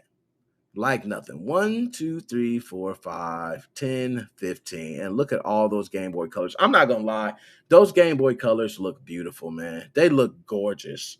Like, they look so good. I'm not even going to hate. But anyways, YouTuber Logan Paul has been known for some crazy stunts, but his latest project might have angered Nintendo fans because he took 15 Game Boy Color consoles and turned them into an epoxy resin table, complete with metal Pokemon frame to prevent edge wear. There's no mention of these handhelds were previously working, though. But should they all be non-functional? It's a creative way to repurpose them. Read more for a video of him making a table. Now, we're not going to go too much in the table, but we got the Twitter thing right here. So, first epoxy resin project, Game Boy colors in a metal Pokemon frame, made a nice little tabletop. Shout out to Logan Paul. Guys, follow Logan Paul if you don't. I don't follow Logan Paul, but I'll probably start. My man is entertaining after watching a couple different videos of his after I seen him boxing. So, let's take a look. I'm going to go ahead and play this one.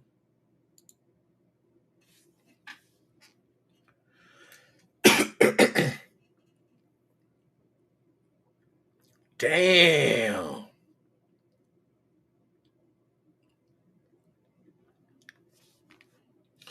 Yo, this is gorgeously done. I will say this is gorgeously done.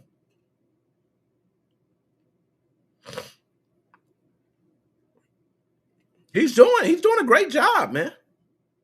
I can't even hate. Looked like he had some help right there, but damn, that looked nice, man. That looked nice. Now, one thing I want to tell people, and just so people understand, we will look at the lights in a second. I want people to really understand this with putting things together and having money. When you have absurd amounts of money, you start coming up with things to do. Logan Paul made the table. Do you know he could have paid someone to make that table? Very simply. He could have paid someone. When you have enough money and money's not the problem, you start finding real purpose in life. I try to tell people that all the time. When money's no longer an issue, when you got all the money, when you can buy everything you need, when you got everything you want, and you got everything when it comes to money side, you start really finding purpose. You start really finding your drive. You start really finding out who you are as a person. That is something I always said. And this shows a lot to me about him. I gained a lot of respect for him because being rich as hell, having all the money you want, I mean, having boxing matches, making millions at a time, he would rather say, hey, even though I'm buying all these Game Boy Colors, yeah, I know, but I'm going to make the table myself. I have to give kudos to that. Now, let's go ahead and take a look at it. One more time. Let's put it big. We got to do that one more time. Oh, damn. That looked nice, man. That looked nice. I can't even hate. Not all of these were the standard Game Boy Color consoles, as there were a few collectible versions thrown in. I did see that. Like the Pikachu edition, first released in 98, the GBC boasted a color screen instead of monochrome, but features the same custom 8-bit processor made by Sharp that is considered a hybrid between the Intel 8080 and the Zilog Z80 from its predecessor. Damn. And we ain't gonna go. That's enough. I don't think we got nothing else. But I will say, shout out to my man, Logan Paul. I'm going to go ahead and give you... And Sage, I see you, Sage. I see you out there. Good to see you stopping by. My man, Sage, holla at you. Okay, he should have wired them up to have them turned on and playing different. Oh, man, yo, that would have been sick. If he had a way to have them all plugged up and to have them all go to like one charger port outside the table to where he can plug that one in and they all still turn on. Oh, stop, man. Magnus, why you had to say that, Magnus? Oh, my goodness. Woo, that's fire. That's crazy. Don't forget to appreciate that, Magnus. Mo Fam in the house. And Kyle, my man Kyle, yo, hold up. Now, I am going to go ahead and put this in the chat as always. I'm going to chat for a little bit. We real late. Okay, so I'm not going to be long as I usually do as I be talking. But if anybody wants to go ahead and chat, because I will run my mouth for a bit if you do not. But, yo, I'm surprised myself that he made the table. A lot of people think like, oh, well, he has tons of money. That's nothing. Haha. Yo, if you got tons of money, do you know what type of energy you have to get up and work out? Do you know what type of energy you have to have the drive to want to learn how to do make certain things or change certain things? Like, it takes a lot for that. So anyways, let's go ahead and get to the bam. Let's pull them on here, and I'm gonna pull them up both sides. It might take a little second. Bam, we gonna get on. Hold on. That is my man, Joe. Joe, can you hear me okay? Yeah, I can hear you. What's going on, brother? How are you? I'm doing good, man. As always, man. Good to see you. Yo, did you work today, man? What's up? Oh, yes, I did. I got done early today because we're closed Monday. So Monday I just do the deep cleaning and organization. So I got to go home. So wonderful. Nice. Okay, that's good, man. You the hardest working man on and off the internet. Okay, because I see you out there. I'm like, man, I'm gonna be coming out there and we'll set that up. But Joe, we gonna run through it, man. I know I got so much I talked about. All right, but I want to ask you, Joe, about a couple things. First off, arcades, man. Joe, I want to ask you about arcades, man. I know you know about arcades. Being from that era of walking to the local store and having an arcade game there where everybody was playing it, How was arcades to you back then? Was it as big as a thing as it is now? Is it coming back? What is going on with arcades? Definitely a sanctuary. Back in the day when I was a kid, all I had was Sega Genesis. Couldn't afford to get anything else, so I went to the arcades. My first arcade machine was in a supermarket. I forget the name of it. We were living in Arizona at the time. Was an MVS Neo Geo Red box. You could play Metal Slug on there. It was just shit. I died playing it. I'm like, the graphics were amazing, the gameplay was amazing. And my dad worked in a mall, in a bakery, and they had a standalone arcade, and the thing was gigantic. They had all these games I've never even seen before, even heard of. I'm like, oh my god. You would get a card, and you can also like keep track of your points and stuff like that. This was like, I guess it was fucking amazing. Now the arcades are like the shitty ones in the mall that have the broken machines. Like, there's 10 arcade machines and only 2 of them work. Talk to them. Now, you're right, Joe, especially about the point of keeping track of everything and how it was going there, saving grace. What do you know about arcades today? Have you been to an arcade today, like a Dave & Buster's or a modern day arcade? And how are they? Are they fun to you? How do they feel to you? I've never been to a Dave & Buster's. I've been to some mom and pop arcades in the mall, and they're okay. It's not the nostalgic like it used to be, because those people are gone. The high scorers, the really hardcore, players. Like, oh, that's Bob. He hasn't left the machine, in 4 years. He's still here. His footprints are in the ground. Yeah. Only a size 12 can play that game because his footprints are on the ground. It changed a lot because technology has ruined everything. I'm really an advocate for technology. I even tell this to my coworkers at the restaurant. I'm like, technology's ruined everything. Now, Mark's trying to get everybody, in the Facebook virtual reality world and shit. It's going to be little wee heads all over the place soon. Oh, man. So, Joe, do you think there's anything that can be done to bring arcades back? Is there something there that we have not done that can possibly be done in an arcade that you cannot typically see done in a home? Is there anything, right? I would guess, like what you were saying, is if we can do something really cool with virtual reality, like really do the VR, like hardcore mode, like almost realistic mode, yeah, that would happen, but it won't happen. The biggest and fastest arcade machine was the Naomi board. The Naomi board was a from Sega. Sega made it. It was the processor, or the big brother of the Dreamcast. The Dreamcast was very powerful back in the day. The only thing more powerful than the Dreamcast was the Naomi board. Naomi board was used in a lot of arcades to do the virtual fighting games and to do Crazy Taxi. Those boards were the shit back then. Fastest boards, and they were the last boards. And if you want to buy those boards now, they're like $2,000. They're very expensive, the Naomis. No, you hit it to the T with technology, man. I remember playing one of those games with all the Neo Geo games, like you mentioned. You know what I mean? It had 4, 5 different titles on them. And back at that time, Neo Geo system was $600. A game was $200. You could actually experience a game in an arcade for 50 cents. So it made sense to go to an arcade. Also, another thing is, I don't think the arcades are going to come back, because you see all these one-up tables, like those little crappy tables, and you see some other tables. So the people would say, why should I go to an arcade? Unless you're playing on original arcade hardware, they have all these reproduction systems like the Terminator. Who cares? What was a really cool arcade machine was the Crazy Taxi. It was actually a little car you sat in and get to play Crazy Taxi. That was some wild shit. I remember seeing that back in the day. I'm like, wow, this is crazy, because they didn't have the technology back in the homes, That's what it was.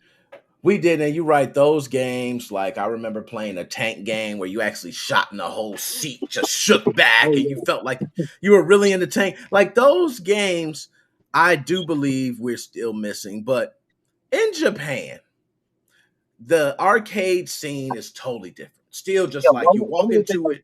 Places closed. I think Sega. It was like one of the Sega family members or whatever. Big arcade shut down. It was like one of the story buildings. I felt so bad. I'm like, the arcades are dying. Japan's number 1 for arcades. In USA, we don't care about that. That's true. We're more worried about the buffets. No, I'm with you on that. We are like our buffets. I remember the first time, I see my first buffet shut down, and it was heartbreaking. It was like, oh man, that buffet, man, it hurt my heart. And then the Golden Corral opens up, and you're like, you feel different about some buffets. You're right. We're serious about our buffets. It's a different ball game over here. So, Joe, now manga, piracy. Definitely. I was just gonna say, like, look at the background here. That's all anime. I have too much Yes. over here, but I have a ton of anime. All my manga's packed. I got real quick story, then we'll go into your topic. Yeah, let me hear it. I hit up a Goodwill, and I got about 400 manga and about 30 or 40 anime DVDs. I paid I think it was $400 for all that. Retail price would be probably $5,000. I almost died. I'm like, I got 2 shopping carts full of that shit. This was about 4 years ago. My dad's like, why the fuck did he spend all that money? I can see that. What the hell are you doing? Oh, well, I could resell it if I want to, Yeah. Now, in Japan, they mentioned piracy. Do you have any idea how piracy works there? Is it a setup to where they go to these websites and it's just a website where they watch it? Is that kind of how it goes, or? What they do is they try to DDoS the site, and if that doesn't work, then they'll try to get the authorities involved in it. Like over here in the United States, we're really big. Back in the day, we were really big on the music piracy, mostly the music, but then we got the video. How we were back in the day about music piracy, that's how they are about the anime. They'll go after anybody in Japan with anime. Also, street vendors selling the bootleg DVDs or selling digital flash drives. You can actually convert a DVD image to a flash image on a flash drive, plug it into your DVD player, and the DVD player thinks it's actually a DVD, but it's not. And you can store all your data on there on video. And they're totally crazy about that. They'll go after you for anything. About a year ago, they took down Kiss Anime, one of the biggest pirated BitTorrents out there. I don't do BitTorrent. BitTorrents, for people that are cheap. Cyber lockers all the way. I'm with you on that. I'm the same way. Man, I got so much. So Nintendo wins an order, man, in the UK. They stopping more sites, man. Is Nintendo going to stop? Is the Switch ever going to be something they look past? Or will we see ourselves going through another 2022 having Nintendo take down everything in relation to Switch, piracy, and homebrew? I'm surprised Nintendo didn't take down that guy's table that he made. It was, they'll go after everybody. Now, here's a quick little snippet. The NS2WU, however you pronounce that, I forget. That's one of the best sites for games. But here's the deal. The links aren't stored on their website. They're stored on OneFincher. OneFincher is a French website. Now, if let's say they shut down that website, that NS2W, doesn't matter. The content is still stored on OneFincher, so you can still get it. You would just need to cache out the website and get the links, then you can still download it. Because OneFincher and NS2W are totally two different entities. It's like Mega back in the day. You know how you make Mega.com for downloading stuff? It's just like that. It's a cyber locker. Cyber lockers don't track your IP address. That's why you pay the $10 a month. Damn. And I have seen things like Soft Cobra, for instance, where you go to the website, you then have to go to the game, but then it gives you a key. You then have to go to another website to decode the key. Get a link to then go to the link. So you're right. It does seem like they set it up in a way to where it's different layers. So if you stop one layer, you have to stop this other layer. And as long as they still got the links to where everything resides. The only way they can permanently shut down that website, the NS2WU, is that they shut down OneFincher. It's not going to happen though. OneFincher, they're in Finland, France, somewhere, wherever the hell they are.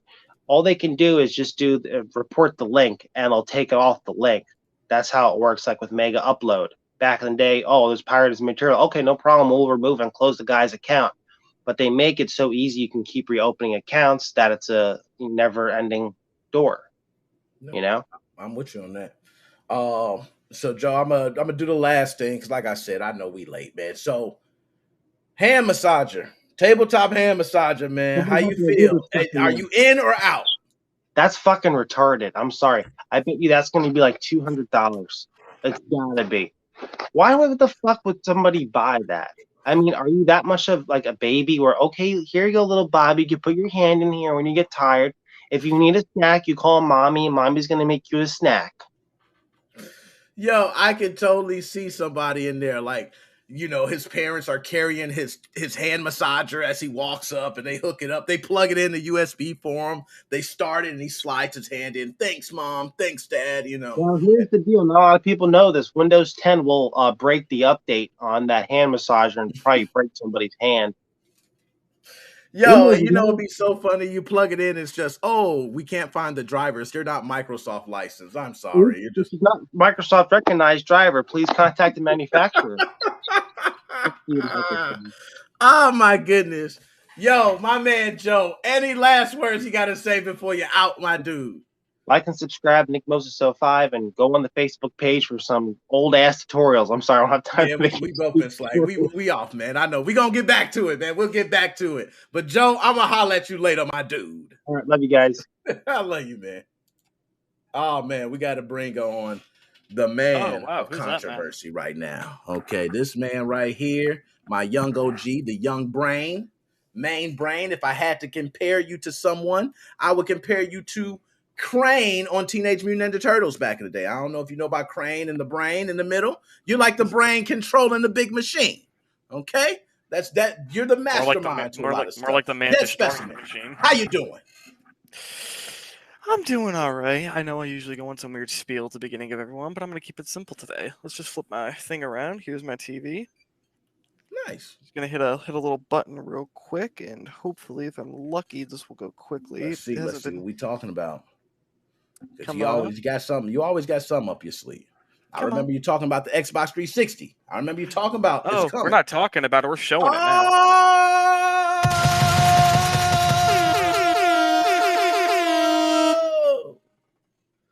I remember it. I remembered. I gotta give a lot of thanks to Joe for getting this all set up. And there's Aurora. Oh man, do you know the memories with Aurora, man? Do you like? I remember having my dashboard set up. So, and we've all done it. Okay, where you're making sure you have the artwork for every single game.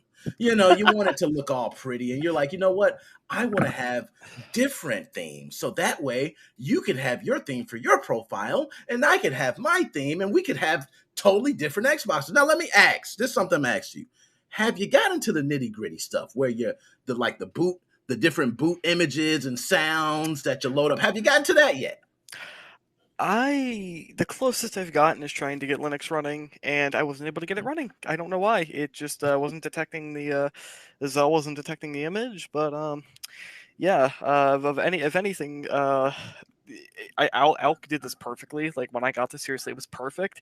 Only thing though, he didn't send me the NAND, but I found Homebrew to dump the NAND, so I was able to fuck around with it. And I think the DVD drive I have, I don't have to kamikaze hack it, so. I might end up getting that. I'm not kamikazing that fucking drive. I swear to God, I will kill it. I will kill it quickly. Yo, I wouldn't even let you do it, man. Like that's one that's dead now. Like I would not ever have anyone do that now. I would be like, stop right now. Okay. Let's just go ahead and get your CPU key, man, and your DVD key. Let's get you a brand new drive, and we're just gonna place it in there. Okay, let's save you the time. Not even that. Like I would just I looked on eBay. You can get PCBs for like $15. I figured that. I haven't done it in a while, but I figured the PCBs are pretty cheap. You slap one of those on there and bam, flash it, and there you go. See, that's nice, man. That's what a lot of people were saying was like it's kind of the unfortunate thing with it, where the easiest solution is you get a tower PC, you get a PCI or not PCI, a SATA power to Molex adapter. Hook it up directly to your computer, buy a PCB, you flash that, and then you dump your DVD key, you get your new PCB, flash that, and you're good. But if you want to be ballsy, you try kamikaze, you fail it, and then you got to RGH your system to get your key, and it's like... Oh, man, I've been there. I've been there, man. And I would Oh, tell you, one of the most difficult things I had to do, I do remember, is I was able to get different boot animations to come up, but I wanted to give an Xbox 360 to my son, and I wanted family videos. I had to specifically find a software that converted the videos to the specific file type that it plays during these animations, and it finally worked. I got the program somewhere, but that was probably one of the most difficult things I banged my head on, and it was all converting to a specific video file type. It was oh, just and then the last thing is, since we're on the topic of this, just I got this done over the weekend. Case mods. Okay. Got the clear system, hey. I'm not gonna lie, that case mod to me is the best one. Like, I've always liked to see it, the see-through. I think it's just hands down best. I don't think there's a better one. Now, I got a lot to talk about, man. I don't know what to hit you with first. So, Des Smith, let me ask you. This is for the younger generation. You're representing the younger guys. So I want to talk to you about arcades.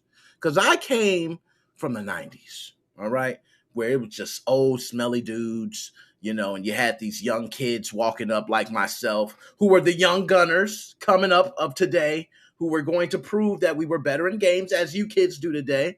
But we were able to prove it right next to him. The guy was right there. So when you kicked his ass, he had to respect 9-year-old you. Seems like nowadays, with the trolling and everything going on and the way kids are now, you kids have no respect for the older crowd because we're not there in front of you. Who cares? I could literally say anything to you, and me being young, know that the internet, I will never see you. Is that kind of what happens with young kids? Is that how it goes?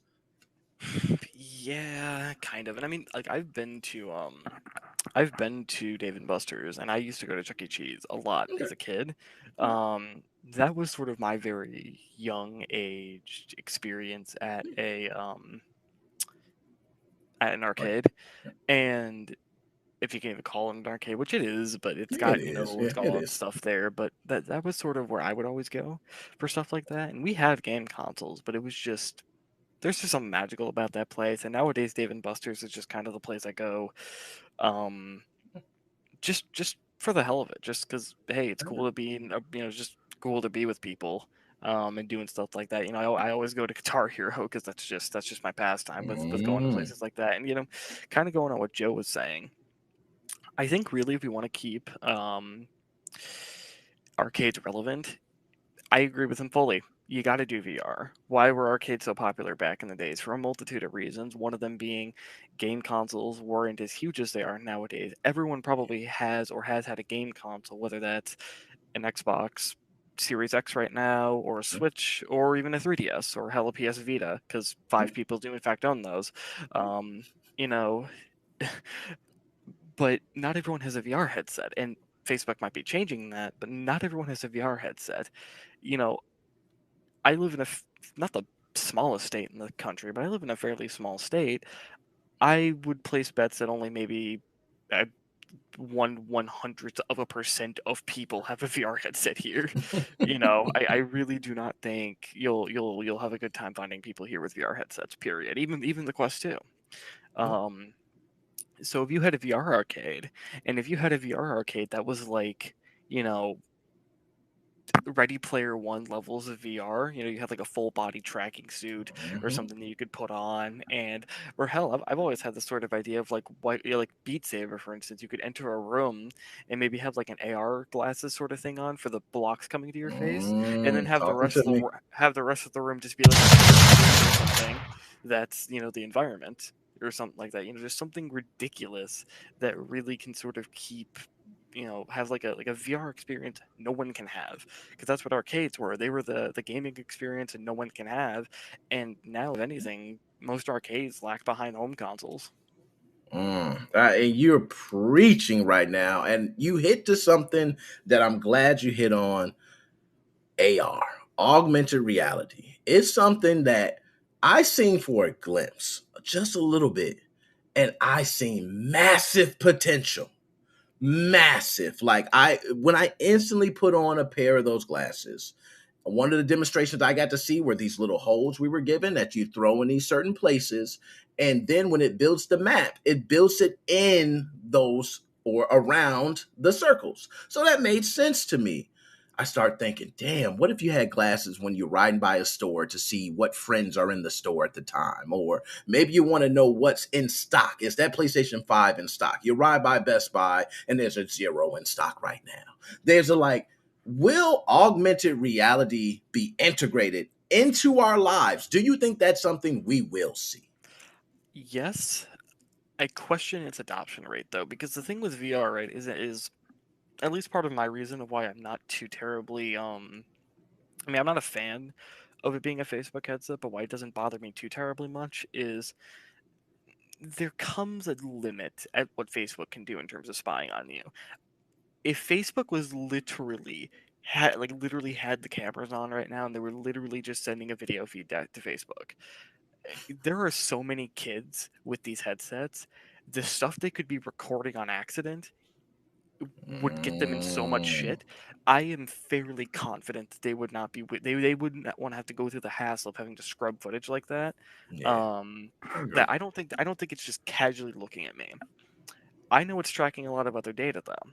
Yeah. But what am I not doing with that headset? I don't wear it 24/7. I wear it for a couple hours to play some games, maybe watch a couple of crappy 360 YouTube videos, and then I'm done with it. These AR glasses, though, because of the sort of the implicate, or since the technology use case for them would be, take my headset off for a second, right? We're talking something like my normal glasses right here. We're normal size, weigh about as much.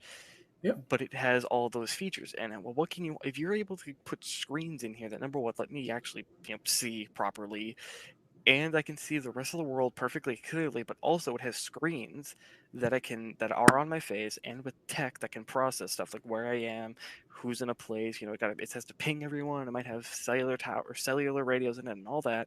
What else can all that do? It can track my every location. It can record my every location. It can see, right? Because that's something our phones can't do, is it can track us, but it can't see what we're doing. Now we can see what we're doing.